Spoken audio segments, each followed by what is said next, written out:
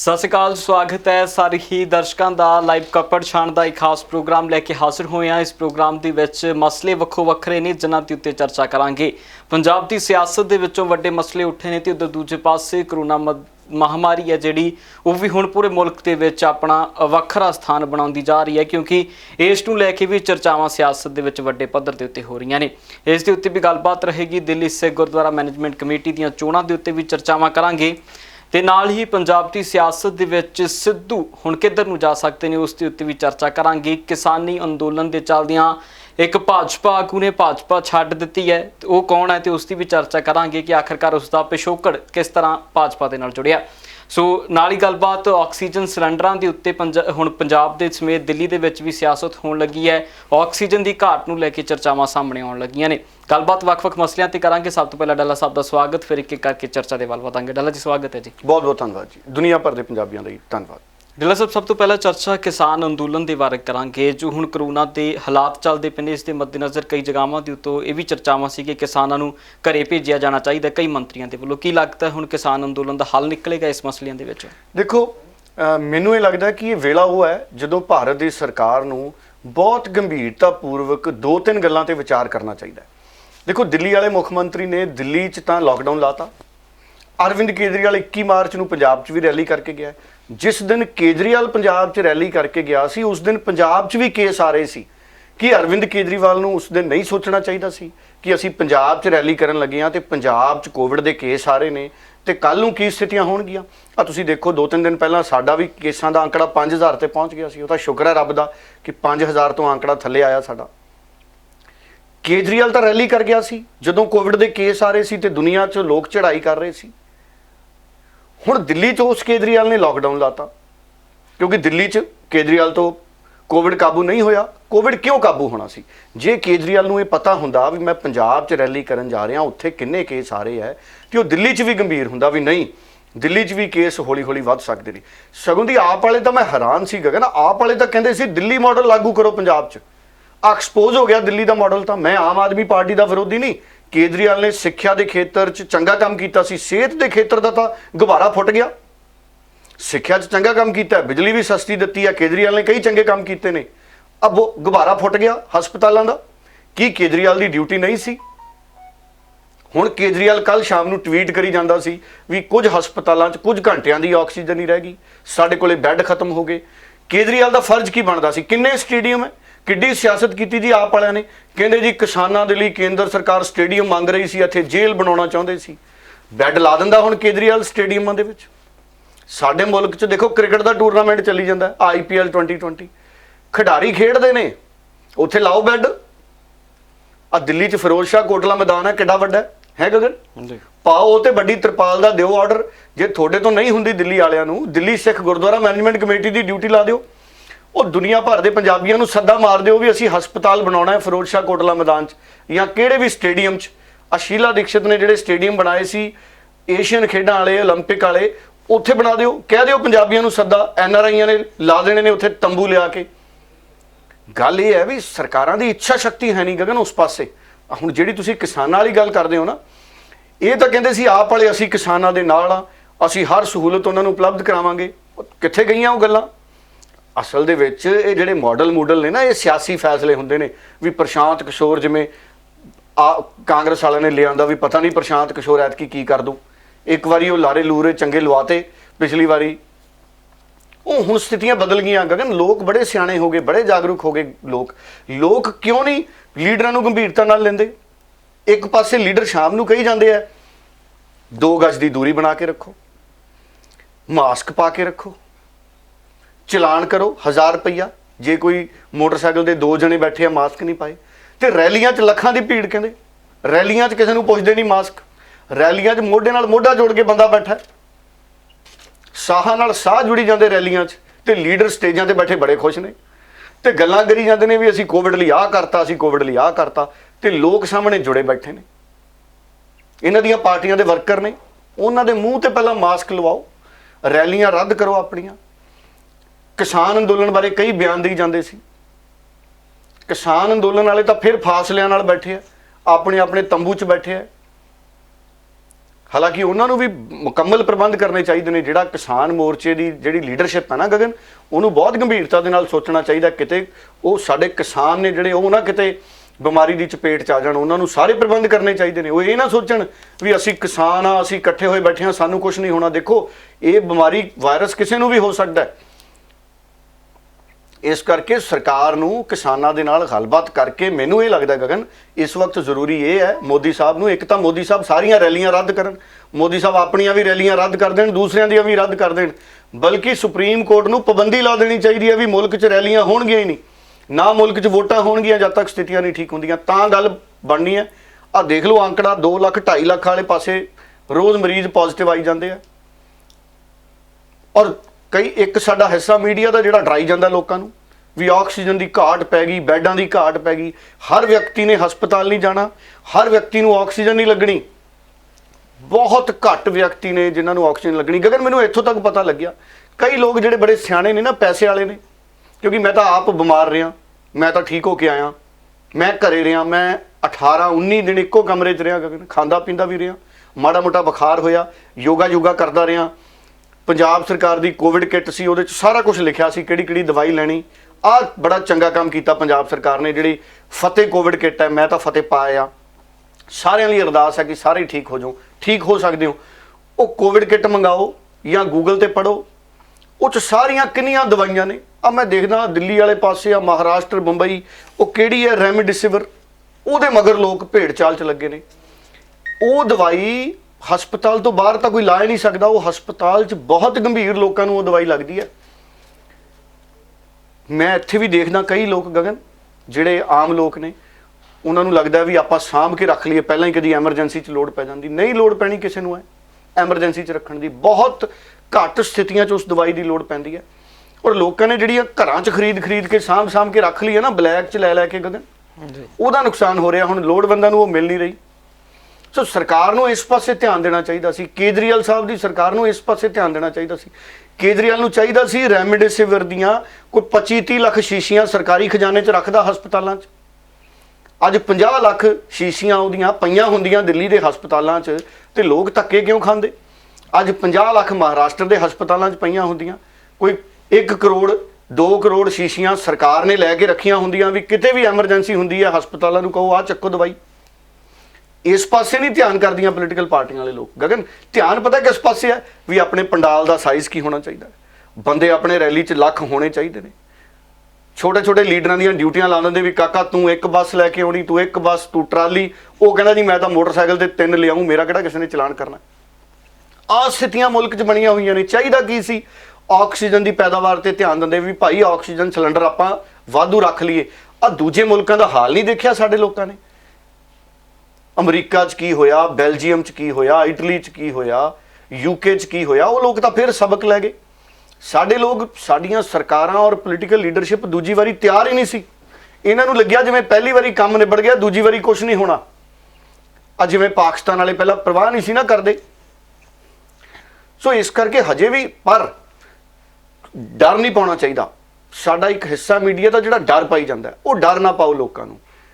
ਹਰ ਕਿਸੇ ਨੂੰ ਆਕਸੀਜਨ ਨਹੀਂ ਲੱਗਣੀ, ਹਰ ਕਿਸੇ ਨੂੰ ਉਹ ਰੈਮਡਿਸਿਵਰ ਦੀ ਲੋੜ ਨਹੀਂ ਪੈਣੀ।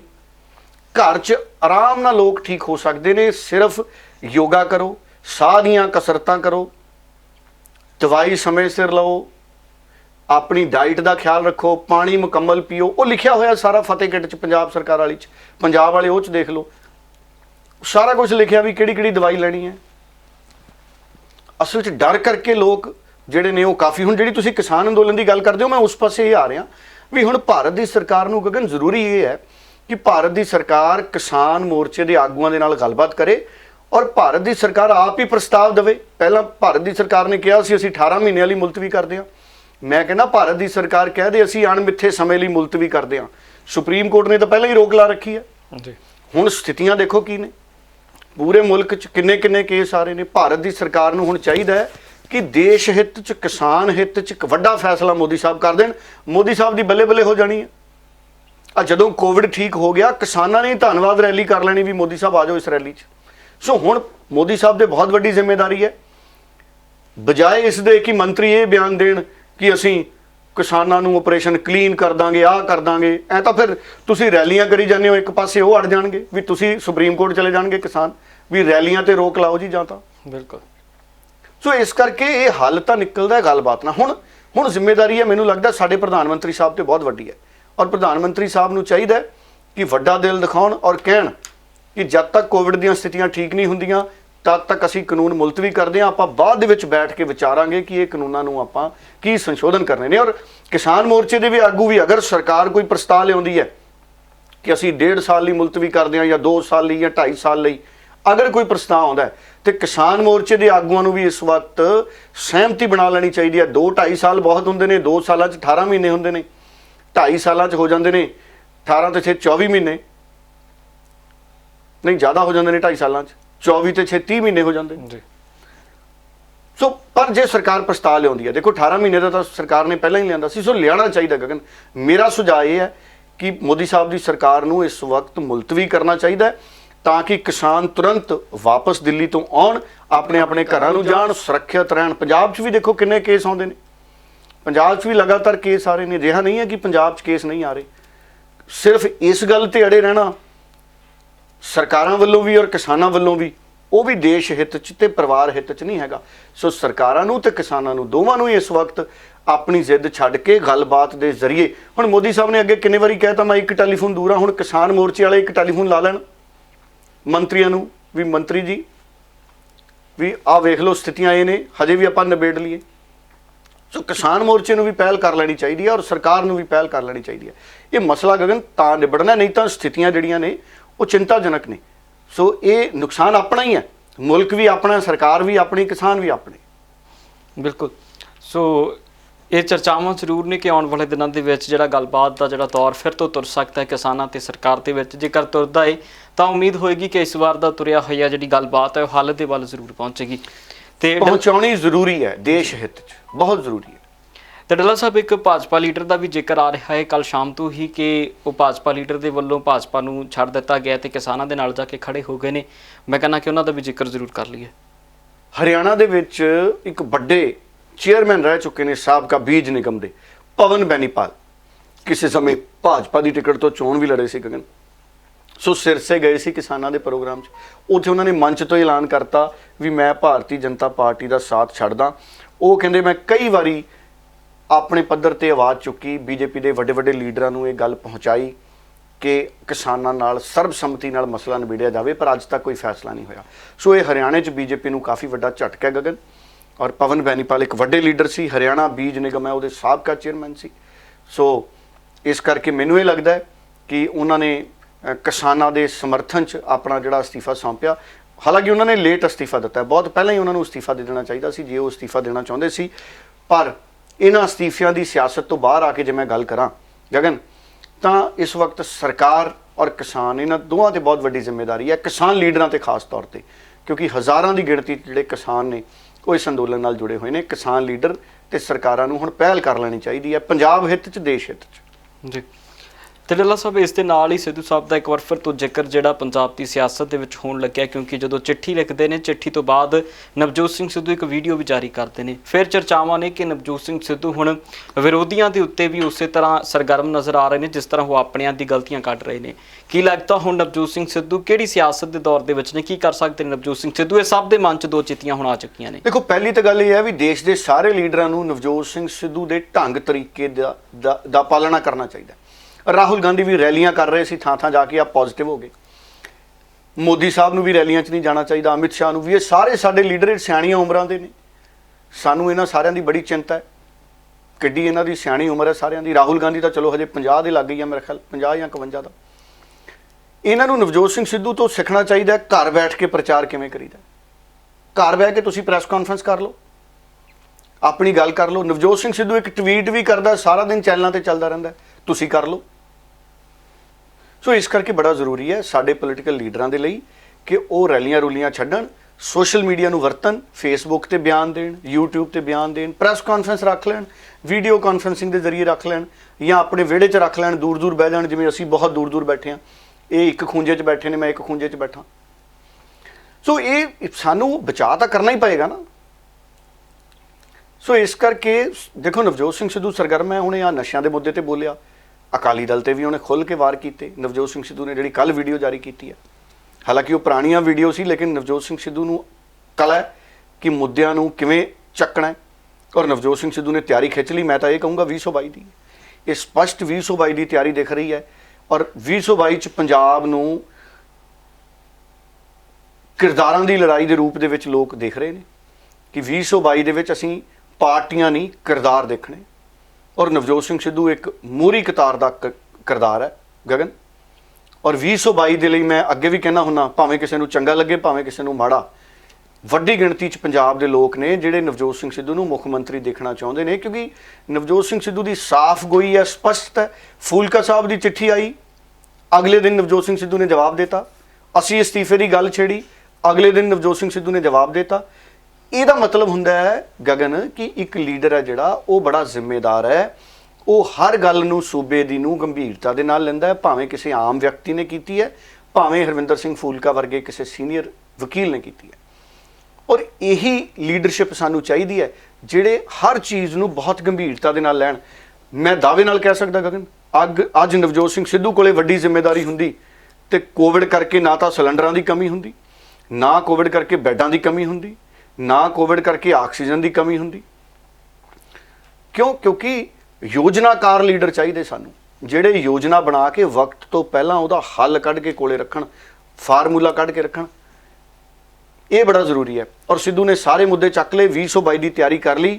ਮੈਨੂੰ ਇਹ ਲੱਗਦਾ ਹੈ ਕਿ ਨਵਜੋਤ ਸਿੰਘ ਸਿੱਧੂ ਬਾਹਰ ਭਾਵੇਂ ਘੱਟ ਨਿਕਲੇ, ਨਵਜੋਤ ਸਿੱਧੂ ਦਾ ਹਰ ਬਿਆਨ ਹੈ ਜਿਹੜਾ ਉਹ ਪੰਜਾਬ ਦੇ ਲੋਕਾਂ 'ਚ ਪਹੁੰਚਦਾ ਕਿਸੇ ਨਾ ਕਿਸੇ ਰੂਪ 'ਚ, ਔਰ ਪੰਜਾਬ ਦੇ ਲੋਕ ਸਿੱਧੇ ਤੌਰ ਦੇ ਉੱਤੇ ਨਵਜੋਤ ਸਿੰਘ ਸਿੱਧੂ ਨਾਲ ਜੁੜ ਰਹੇ ਨੇ। ਭਾਵੇਂ ਨਵਜੋਤ ਸਿੰਘ ਸਿੱਧੂ ਦਾ ਆਪਣਾ ਚੈਨਲ ਹੈ ਜਿੱਤੇਗਾ ਪੰਜਾਬ, ਭਾਵੇਂ ਉਹਨਾਂ ਦਾ ਫੇਸਬੁੱਕ ਦਾ ਪੇਜ ਹੈ, ਜਾਂ ਭਾਵੇਂ ਮੀਡੀਆ ਦੇ ਜਿੰਨੇ ਵੀ ਚੈਨਲ ਨੇ ਜਿਹੜੇ ਨਿਰਪੱਖਤਾ ਦੇ ਨਾਲ ਨਵਜੋਤ ਸਿੰਘ ਸਿੱਧੂ ਦੀ ਗੱਲ ਕਰਦੇ ਨੇ। ਸੋ ਨਵਜੋਤ ਸਿੰਘ ਸਿੱਧੂ ਦੀ ਆਵਾਜ਼ ਲੋਕਾਂ ਤੱਕ ਪਹੁੰਚ ਰਹੀ ਹੈ ਗਗਨ ਜੀ। ਡੱਲਾ ਸਾਹਿਬ, ਇੱਕ ਪਾਸੇ ਨਵਜੋਤ ਸਿੰਘ ਸਿੱਧੂ ਮੁੱਦਿਆਂ ਦੇ ਨਾਲ ਸਿਆਸਤ ਦੇ ਵਿੱਚ 2022 ਦੀ ਤਿਆਰੀ ਕਰ ਰਹੇ, ਉਧਰ ਪੰਜਾਬ ਦੇ ਮੁੱਖ ਮੰਤਰੀ ਵੀ 2022 ਦੀ ਤਿਆਰੀ ਕਰ ਰਹੇ ਨੇ। ਕਹਿੰਦੇ ਕਿ ਹੁਣ ਫਿਰ ਜਿਹੜਾ ਸਮਾਰਟਫੋਨ ਬੱਚਿਆਂ ਨੂੰ ਵੰਡੇ ਜਾਣੇ ਆ, 2,14,000 ਦੇ ਕਰੀਬ ਜਿਹੜੇ ਸਮਾਰਟਫੋਨ ਦੇਣੇ ਆ। ਮਿਡ ਡੇ ਮੀਲ ਜਿਹੜੇ ਵਰਕਰ ਨੇ ਉਹਨਾਂ ਦੀਆਂ ਤਨਖਾਹਾਂ ਦੇ ਵਿੱਚ 500 ਰੁਪਏ ਦਾ ਤਕਰੀਬਨ ਜਿਹੜਾ ਵਾਅਦਾ ਕਰ ਦਿੱਤਾ ਗਿਆ। ਕਿੱਦਾਂ ਵੇਖਦੇ ਹੋ ਇਹਨੂੰ ਵੀ, ਕਿਉਂਕਿ ਸਮਾਰਟਫੋਨ ਦੁਬਾਰਾ ਵੰਡਣੇ ਜਿਹੜੇ ਵੋਟਾਂ ਵਾਲੇ ਵਾਅਦੇ ਸੀ ਉਹ ਪੂਰੇ ਹੋਣ ਲੱਗੇ ਨੇ। ਦੇਖੋ ਰੱਬ ਕਰੇ 50 ਲੱਖ ਸਮਾਰਟਫੋਨ ਵੰਡ ਦੇਣੇ, ਕਿਉਂਕਿ ਦੇਖੋ ਬੱਚੇ ਅੱਜ ਕੱਲ੍ਹ ਸਕੂਲ ਤਾਂ ਜਾ ਨਹੀਂ ਰਹੇ, ਸਕੂਲ ਬੰਦ ਨੇ, ਸਾਡੇ ਸਾਰਿਆਂ ਨੂੰ ਪਤਾ ਹੈ। ਬਹੁਤ ਸਾਰੇ ਵਿਦਿਆਰਥੀ ਨੇ, ਇਹਨਾਂ ਨੇ 8ਵੀਂ 9ਵੀਂ 10ਵੀਂ ਵਾਲੇ ਤਾਂ ਮੇਰੇ ਖਿਆਲ ਸਿੱਧੇ ਹੀ ਪਾਸ ਕਰ ਦੇਣੇ ਪਿਛਲੀ ਪਰਫਾਰਮੈਂਸ ਦੇ ਆਧਾਰ ਤੇ। 11ਵੀਂ 12ਵੀਂ ਵਾਲੇ ਉਹਨਾਂ ਦਾ ਕੀ ਕਰਨਾ? ਸੋ ਇਸ ਕਰਕੇ ਤੁਸੀਂ ਵਿਦਿਆਰਥੀਆਂ ਨੂੰ ਸਮਾਰਟਫੋਨ ਵੰਡੋ, ਵੱਧ ਤੋਂ ਵੱਧ ਵਿਦਿਆਰਥੀਆਂ ਨੂੰ। 2,14,000 ਜਿਹੜੇ ਹੋਰ ਦੇਣੇ ਨੇ, ਇਹ ਬੜੀ ਖੁਸ਼ੀ ਵਾਲੀ ਗੱਲ ਹੈ ਗਗਨ, ਮੈਂ ਕਹੂੰਗਾ, ਔਰ ਇਹਦੇ ਨਾਲ ਕਾਫੀ ਜ਼ਿਆਦਾ ਵਿਦਿਆਰਥੀਆਂ ਦਾ ਭਲਾ ਹੋਊਗਾ। ਕੈਪਟਨ ਅਮਰਿੰਦਰ ਸਿੰਘ ਦਾ ਧੰਨਵਾਦ, 2,14,000 ਉਹਨਾਂ ਨੇ ਐਲਾਨ ਕੀਤਾ ਅਸੀਂ ਹੋਰ ਸਮਾਰਟਫੋਨ ਦੇਣੇ ਨੇ। ਸੋ ਇਹ ਬੜੀ ਲੋੜ ਸੀ। ਲਾਕਡਾਊਨ ਦੇ ਸਮੇਂ ਦੇ ਵਿੱਚ ਕੈਪਟਨ ਅਮਰਿੰਦਰ ਜਿਹੜੀ ਸਰਗਰਮੀ ਦਿਖਾ ਰਹੇ ਨੇ, ਇਹਦਾ ਵੀ ਸਵਾਗਤ ਕੀਤਾ ਜਾਣਾ ਬਣਦਾ। ਭਾਵੇਂ ਵਾਅਦੇ ਨਾਲੋਂ ਬਹੁਤ ਘੱਟ ਦੇ ਰਹੇ ਨੇ, ਪਰ ਚਲੋ ਕੁਛ ਤਾਂ ਦੇ ਰਹੇ ਨੇ, ਦਿਓ, ਕੁਝ ਵਿਦਿਆਰਥੀਆਂ ਦਾ ਤਾਂ ਭਲਾ ਹੋਵੇ। ਇਹਦਾ ਸਵਾਗਤ ਕੀਤਾ ਜਾਣਾ ਚਾਹੀਦਾ ਗਗਨ ਜੀ।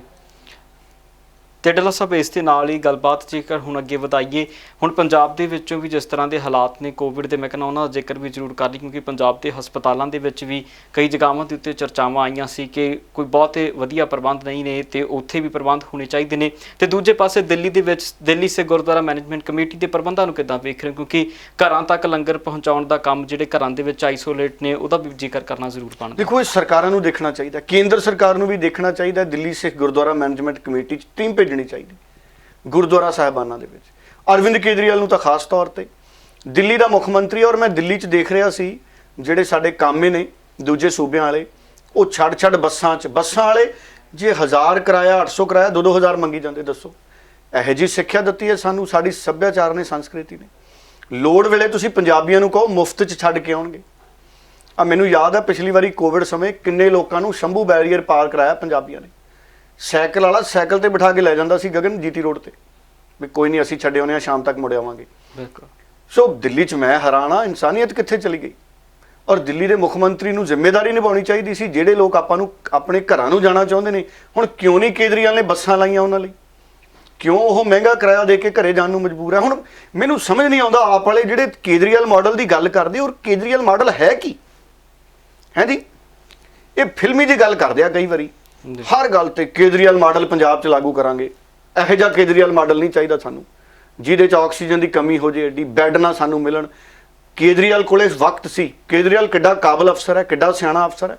ਜੇ ਬਿਜਲੀ ਸਸਤੀ ਦੇ ਸਕਦਾ ਹੈ, ਜੇ ਮੁਹੱਲਾ ਕਲੀਨਿਕ ਬਣਾ ਸਕਦਾ ਹੈ ਕੇਜਰੀਵਾਲ, ਜੇ ਸਕੂਲਾਂ ਦੇ ਕਮਰੇ ਪਾ ਸਕਦਾ ਹੈ, ਫਿਰ ਬੈੱਡ ਵੀ ਲੈ ਸਕਦਾ ਸੀ। ਉਹ ਤਾਂ ਮੈਂ ਪਹਿਲਾਂ ਗੱਲ ਕਰਕੇ ਹਟਿਆ ਵੀ NRIਆਂ ਦੀ ਡਿਊਟੀ ਲਾ ਦਿਓ, ਉਹਨਾਂ ਨੇ ਘਰ ਘਰ ਬੈੱਡ ਲਵਾ ਦੇਣੇ ਆਕਸੀਜਨ ਵਾਲੇ। ਇਹ ਪੰਜਾਬੀਆਂ ਦੇ ਸੁਭਾਅ ਦਾ ਪਤਾ ਹੀ ਨਹੀਂ ਮੈਨੂੰ ਲੱਗਦਾ ਦਿੱਲੀ ਵਾਲਿਆਂ ਨੂੰ ਹਜੇ। ਇਹ ਸਰਕਾਰਾਂ ਨੂੰ ਸਮਝਣਾ ਚਾਹੀਦਾ ਹੈ। ਔਰ ਜਿਹੜੇ ਸਾਡੇ ਗੁਰਦੁਆਰਾ ਸਾਹਿਬ ਹੈ, ਦੁਨੀਆ 'ਚ ਉਹਨਾਂ ਤੋਂ ਵੱਡੀ ਥਾਂ ਕੋਈ ਨਹੀਂ। ਤੁਸੀਂ ਦੇਖੋ ਲੰਗਰ ਕਿਵੇਂ ਉੱਥੇ, ਜਿਹੜੇ ਲੋਕ ਗਗਨ ਘਰਾਂ 'ਚ ਆਈਸੋਲੇਟ ਨੇ, ਜਿਹੜੇ ਲੋਕ ਘਰਾਂ 'ਚ ਆਈਸੋਲੇਟ ਨੇ, ਉਹਨਾਂ ਨੂੰ ਪੈਕਿੰਗ 'ਚ ਫੂਡ ਦੇ ਕੇ ਆ ਰਹੇ ਨੇ। ਮੈਂ ਕਹੂੰਗਾ ਟੀਮ ਨੂੰ ਕਿ ਤਸਵੀਰਾਂ ਵੀ ਨਾਲ ਦਿਖਾ ਦਿਓ। ਇਹ ਬਹੁਤ ਇਤਿਹਾਸਕ ਤਸਵੀਰਾਂ, ਪਵਿੱਤਰ ਤਸਵੀਰਾਂ ਨੇ। ਦੇਖੋ ਕਿਵੇਂ ਲੰਗਰ ਬਣ ਰਿਹਾ ਗੁਰੂ ਘਰਾਂ ਦੇ ਵਿੱਚ ਦਿੱਲੀ 'ਚ। ਔਰ ਜਿਹੜੇ ਲੋਕ ਘਰੋਂ ਬਾਹਰ ਨਹੀਂ ਜਾ ਸਕਦੇ, ਮਰੀਜ਼ ਨੇ, ਪੋਜ਼ਿਟਿਵ ਨੇ, ਉਹਨਾਂ ਨੂੰ ਲੰਗਰ ਘਰਾਂ 'ਚ ਜਾ ਕੇ ਨੌਜਵਾਨ ਦੇ ਕੇ ਆ ਰਹੇ ਨੇ, ਵਲੰਟੀਅਰਸ। ਸੋ ਇਹ ਇਹੋ ਜਿਹਾ ਮਾਦਾ ਪੂਰੇ ਦੇਸ਼ ਦੇ ਵਿੱਚ ਸਰਕਾਰਾਂ ਨੂੰ ਆਪ ਅੱਗੇ ਆਉਣਾ ਚਾਹੀਦਾ। ਗੁਰਦੁਆਰਾ ਸਾਹਿਬਾਂ ਨਾਲ ਮਿਲ ਕੇ ਜਿੰਨੇ ਵੀ ਇਹਨਾਂ ਦੇ ਫੂਡ ਸਪਲਾਈ ਮੰਤਰੀ ਨੇ, ਉਹਨਾਂ ਨੂੰ ਚਾਹੀਦਾ ਹੈ ਕਿ ਗੁਰਦੁਆਰਾ ਕਮੇਟੀਆਂ ਦੇ ਨਾਲ ਸੰਪਰਕ ਬਣਾਉਣ ਤੇ ਪ੍ਰਬੰਧ ਬਣਾਉਣ ਵੀ ਕਿਵੇਂ ਅਸੀਂ ਘਰ ਘਰ ਜ਼ਰੂਰਤਮੰਦਾਂ ਨੂੰ ਰਾਸ਼ਨ ਦੇ ਸਕਦੇ ਹਾਂ। ਫਿਰ ਕਿਹਨੇ ਬੱਸ 'ਚ ਬਹਿ ਕੇ ਜਾਣਾ ਆਪਣੇ ਸੂਬੇ 'ਚ, ਜਦੋਂ ਉਹਨੂੰ ਪਤਾ ਵੀ ਮੈਂ ਜੇ 6 ਦਿਨ ਲਾਕਡਾਊਨ ਹੈ ਤੇ ਮੈਨੂੰ 6 ਦਿਨ ਭੋਜਨ ਮਿਲ ਜੂ। ਬਿਲਕੁਲ। ਸੋ ਇਹ ਸਰਕਾਰਾਂ ਦੀ ਜ਼ਿੰਮੇਵਾਰੀ ਆ। ਆਪਾਂ ਸਰਕਾਰਾਂ ਬੰਟੇ ਖੇਡਣ ਲਈ ਥੋੜੇ ਚੁਣਦੇ ਹਾਂ, ਹੈ ਜੀ। ਆਪਾਂ ਸਰਕਾਰਾਂ ਇਸ ਕਰਕੇ ਥੋੜੀ ਚੁਣਦੇ ਹਾਂ ਵੀ ਸਰਕਾਰਾਂ ਹੈਲੀਕਾਪਟਰਾਂ 'ਚ ਘੁੰਮਣ, ਸਰਕਾਰਾਂ ਲਾਲ ਬੱਤੀ ਜਾਂ ਨੀਲੀ ਬੱਤੀ ਵਾਲੀਆਂ ਗੱਡੀਆਂ 'ਚ ਘੁੰਮਣ, ਅੱਗੇ ਪਿੱਛੇ ਪੁਲਿਸ ਵਾਲੀਆਂ ਜਿਪਸੀਆਂ ਹੋਣ। ਸਰਕਾਰਾਂ ਇਸ ਲਈ ਥੋੜੀ ਚੁਣਦੀਆਂ ਵੀ ਸਰਕਾਰਾਂ ਦੇ ਲੀਡਰਾਂ ਦੀਆਂ ਏਕੜਾਂ ਦੀਆਂ ਕੋਠੀਆਂ ਹੋਣ, ਕਿਸੇ ਦੀ 1 ਏਕੜ ਦੀ, ਕਿਸੇ ਦੀ 2 ਏਕੜ ਦੀ, ਇੰਨੇ ਉਹ 'ਚ ਕਮਰੇ ਹੋਣ, ਇੰਨੇ ਪਾਰਕ ਹੋਣ, ਮਾਲੀ ਹੋਣ। ਆਪਾਂ ਇਸ ਕਰਕੇ ਸਰਕਾਰ ਥੋੜੀ ਚੁਣਦੇ ਹਾਂ। ਉਹ ਸਹੂਲਤ ਉਹਨਾਂ ਨੂੰ ਇਸ ਕਰਕੇ ਦਿੱਤੀ ਜਾਂਦੀ ਹੈ ਤਾਂ ਕਿ ਉਹ ਸਾਰਾ ਧਿਆਨ ਆਪਣੇ ਕੰਮ ਤੇ ਫੋਕਸ ਕਰਨ। ਉਹ ਗਗਨ, ਮੈਂ ਇੱਕ ਉਦਾਹਰਨ ਦਿੰਦਾ। ਕੋਈ ਵਿਦਿਆਰਥੀ ਹੈ, ਉਹ 24 ਘੰਟੇ ਪੜ੍ਹਦਾ ਹੈ, ਇਮਤਿਹਾਨਾਂ 'ਚ ਫੇਲ ਹੋ ਜਾਂਦਾ ਹੈ। ਉਹਦੇ ਨਾਲੋਂ ਚੰਗਾ ਉਸ ਵਿਦਿਆਰਥੀ ਨੂੰ ਕਹੋ ਕਾਕਾ ਤੂੰ ਪੜ੍ਹ ਨਾ, ਜਾਂ ਤਾਂ ਤੂੰ ਕੰਮ ਸਿੱਖ ਜਾਂ ਤੂੰ ਖੇਡਾਂ 'ਚ ਜਾ। ਉਹ ਜ਼ਿੰਮੇਵਾਰੀ ਸਰਕਾਰਾਂ ਦੇ ਹੋਣੀ ਚਾਹੀਦੀ ਹੈ ਵੀ ਜੀ ਅਸੀਂ ਤਾਂ ਜੀ 24 ਘੰਟੇ ਕੰਮ ਕਰਦੇ ਹਾਂ। ਉਹ 24 ਘੰਟੇ ਕੰਮ ਦਾ ਨਤੀਜਾ ਕੀ ਹੈ? ਕੰਮ ਉਹੀ ਜਿਹਦਾ ਨਤੀਜਾ ਹੋਵੇ, ਨਹੀਂ ਤਾਂ ਕੋਈ ਹੋਰ ਕੰਮ ਕਰ ਲਓ। ਸੋ ਇਸ ਕਰਕੇ ਇਹ ਸਰਕਾਰਾਂ ਨੇ ਜਿਹੜੀਆਂ, ਇਹ ਸਰਕਾਰਾਂ ਤੇ ਬਹੁਤ ਵੱਡੀ ਜ਼ਿੰਮੇਵਾਰੀ ਹੈ ਇਸ ਵਕਤ ਗਗਨ। ਔਰ ਖਾਸ ਤੌਰ ਤੇ ਮੈਂ ਕਹੂੰਗਾ ਅਰਵਿੰਦ ਕੇਜਰੀਵਾਲ ਤੋਂ ਬਹੁਤ ਉਮੀਦਾਂ ਸੀ।